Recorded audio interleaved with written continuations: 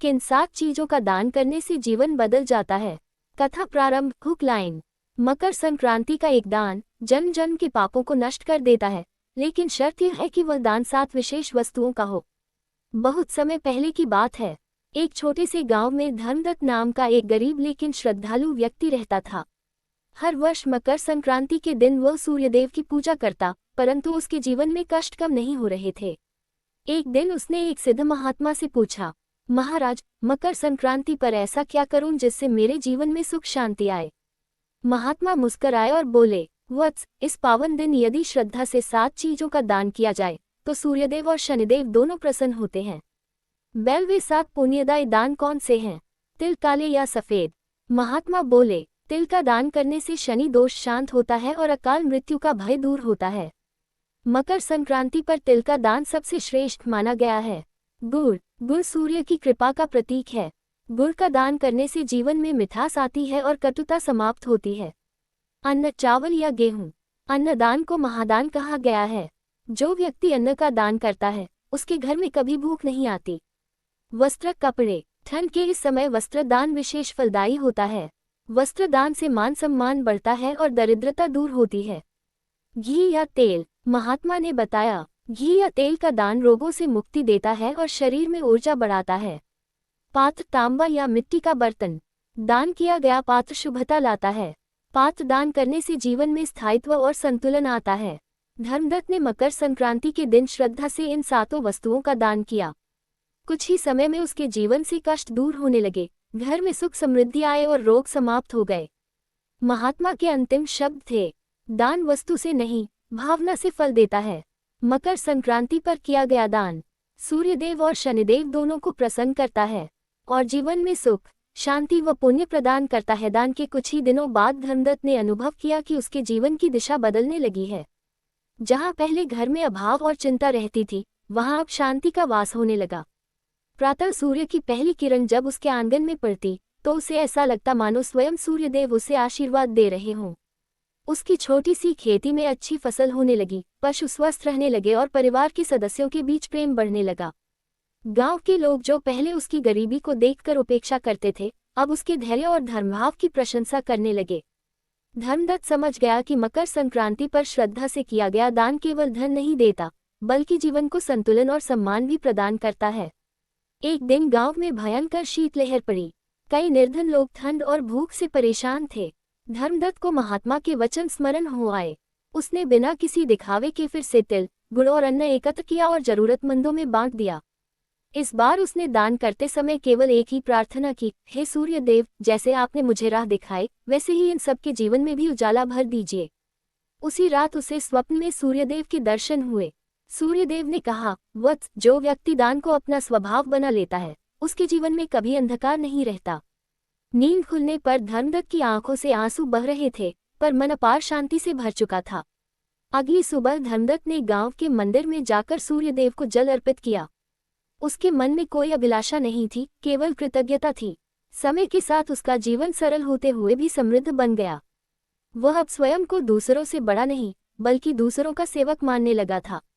मकर संक्रांति का दिन उसके लिए केवल पर्व नहीं रहा, बल्कि एक स्मरण बन गया कि तिल, गुड़, अन्न, वस्त्र, घी, पात्र और दक्षिणा का दान तभी फल देता है जब उसके साथ करुणा जुड़ी हो। गांव के लोग अब इस कथा को अपने बच्चों को सुनाते थे, ताकि वे समझ सके कि सच्चा पुण्य दान में नहीं, बल्कि निस्वार्थ भावना में छिपा होता है। महात्मा ने धर्मदत्त से जाते जाते एक बात और कही थी, वत्स, इन 7 दानों में से अंतिम दान ऐसा है जिसे जानने के लिए लोगों को कथा अंत तक सुननी चाहिए, क्योंकि वही दान बाकी सभी दानों को पूर्ण करता है। यही कारण था कि धर्मदत्त जब भी मकर संक्रांति की कथा किसी को सुनाता तो वह मुस्कुराकर कहता, छठी दान तक तो सभी जानते हैं, लेकिन 7वां दान आपको वीडियो के अंत में ही पता चलेगा, इसलिए इसे अधूरा छोड़कर मत जाना। ये सुनकर हर व्यक्ति पूरे मन से कथा सुनता, क्योंकि धर्मदत्त जान चुका था कि यह अंतिम दान केवल वस्तु नहीं, बल्कि मन और भावना से जुड़ा हुआ एक रहस्य है। कथा के अंत में धर्मदत्त ने सबको एकत्र किया और गंभीर स्वर में बोला, अब मैं आपको उस 7वें और सबसे बड़े दान के बारे में बताने जा रहा हूँ, जिसके बिना बाकी सभी दान अधूरे रह जाते हैं। वह दान था अहंकार का त्याग और सच्ची भावना से दिया गया दक्षिणा सहित दान। धर्मदत्त ने कहा, जो व्यक्ति दान करते समय अपना नाम, मान और दिखावा छोड़ देता है, वही वास्तव में पुण्य का अधिकारी बनता है। उसी क्षण लोगों को समझ आया कि अंतिम दान कोई वस्तु नहीं, बल्कि मन की शुद्धता है। यही कारण है कि मकर संक्रांति पर किया गया ये दान सूर्यदेव को सबसे अधिक प्रिय होता है और जीवन में स्थायी सुख, शांति और पुण्य प्रदान करता है। इसलिए शास्त्रों में कहा गया है कि मकर संक्रांति पर दिया गया दान केवल हाथों से नहीं, हृदय से होना चाहिए। जब तिल, गुड़, अन्न, वस्त्र, घी, पात्र और दक्षिणा के साथ मन से अहंकार का त्याग जुड़ जाता है, तब सूर्यदेव स्वयं ऐसे भक्त के जीवन से अंधकार दूर कर देते हैं। यदि यह कथा आपको अच्छी लगी हो तो इसे अपने परिवार और मित्रों के साथ अवश्य साझा करें, ताकि वे भी इस पावन पर्व पर सच्चे पुण्य के मार्ग को समझ सकें। ऐसी ही दिव्य कथाओं के लिए चैनल को सब्सक्राइब करना न भूलें, क्योंकि अगली कथा में भी एक ऐसा रहस्य छिपा है जो आपके जीवन को बदल सकता है। सूरज का चेहरा फोल्डेड हैंड्स। मकर संक्रांति का ये पर्व हमें याद दिलाता है कि सच्चा पुण्य दिखावे में नहीं, बल्कि निस्वार्थ भाव में छिपा होता है। जब दान श्रद्धा से किया जाता है, तब सूर्यदेव की कृपा जीवन के हर क्षेत्र में दिखाई देती है। कथा यही समाप्त होती है, लेकिन पुण्य का मार्ग यहीं से प्रारंभ होता है। Folded hands. सूरज का चेहरा। मकर संक्रांति का वह पावन दिन धर्मदत्त के जीवन में केवल एक पर्व बनकर नहीं आया, बल्कि एक ऐसी अनुभूति बन गया जिसने उसकी सोच और दृष्टि दोनों को बदल दिया। जब उसने तिल, गुड़, अन्न, वस्त्र, घी, पात्र और अंत में अहंकार के त्याग के साथ दक्षिणा का दान किया, तब उसे पहली बार समझ में आया कि दान का वास्तविक अर्थ देना नहीं, बल्कि भीतर से हल्का हो जाना है। सूर्यदेव की आराधना करते समय उसके मन में न कोई मांग थी और न कोई भय, केवल कृतज्ञता थी। उसी क्षण उसे लगा मानो उसके वर्षों पुराने कष्ट, चिंताएं और दुख सूर्य की किरणों के साथ पिघलकर समाप्त हो रहे हों। गांव की गलियों में बहती ठंडी हवा अब उसे कठोर नहीं लगती थी, क्योंकि उसके भीतर करुणा की ऊष्मा जाग चुकी थी। धर्मदत्त जान गया कि मकर संक्रांति पर किया गया सच्चा दान भाग्य को नहीं, बल्कि मनुष्य के संस्कारों को बदल देता है, और जब संस्कार बदल जाते हैं तो जीवन स्वयं ही पुण्य और शांति के मार्ग पर चल पड़ता है।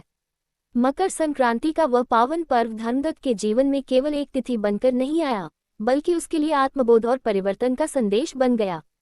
जब उसने श्रद्धा, नियम और शुद्ध भावना के साथ तिल, गुड़, अन्न, वस्त्र, घी, पात्र और अंत में अहंकार के पूर्ण त्याग के साथ दक्षिणा का दान किया, तब उसे यह अनुभव हुआ कि दान का वास्तविक पुण्य वस्तुओं में नहीं, बल्कि उस भावना में छिपा होता है जिसके साथ वह दिया जाता है। सूर्यदेव को अर्घ्य देते समय उसके मन में न कोई इच्छा शेष थी, न कोई शिकायत, केवल कृतज्ञता और शांति थी। वर्षों से जो कष्ट, अभाव और मानसिक पीड़ा उसके जीवन में थी, वह मानो सूर्य की किरणों के स्पर्श से स्वतः समाप्त होने लगी। गांव की ठंडी हवाएं अब उसे कठोर नहीं लगती थीं, क्योंकि उसके भीतर करुणा, संतोष और धर्म की ऊष्मा जाग चुकी थी।